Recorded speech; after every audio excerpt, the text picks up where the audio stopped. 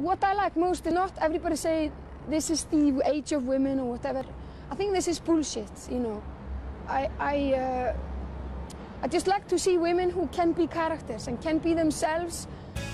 When any musician enters the industry at the tender age of 11, the fear is that they will be cajoled into the corporate realm of pop hits and collared control. However, Björk has not only defied that, but she has also become so synonymous with originality that she continues to present a predicament for anyone who tries to pigeonhole her. Many of her creative and wildly eclectic ways come from her rich array of abiding influences. Her music might be entirely her own, but in her potent creative cocktail is a recipe that she is more than happy to share. Even the deeply transcendental soul of Björk needs to cut loose every now and again, and when the Icelandic phenomenon wants to kick back, it is the riotous tones of Shaka Khan that she turns to. Shall we address ourselves? You have a career, they have a career. How do you handle this? Well, what we've done is just metamorphose into like three things. There's Rufus, Shaka, and Rufus and Shaka together.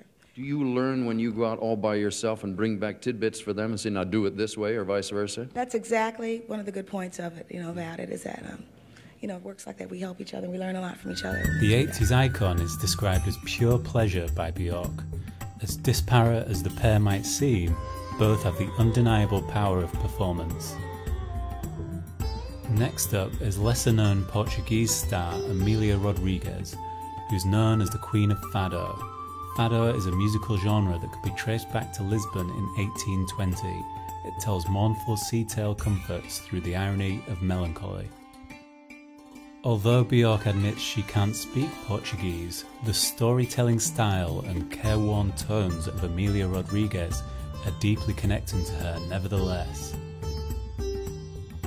Another of her world music influences comes from Pakistan and the spiritual timbre of Abida Parveen.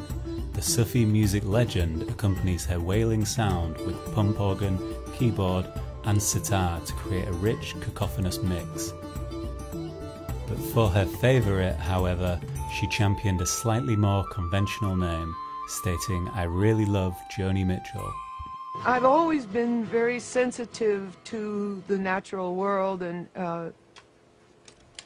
ashamed of my species for its treatment of it, and that I've felt, that's my cross to bear, and that's probably the main thrust of my work and the main pain that I suffer as a human being, more than the loss of a boyfriend or anything. I suffer because of the stupidity of our management of this planet. On Reckless Daughter and Hejira in particular, Björk claims her innermost self comes through strongest and creates a woman's world. From the outside looking in, it is clear that both Björk and Mitchell share the same defiant power.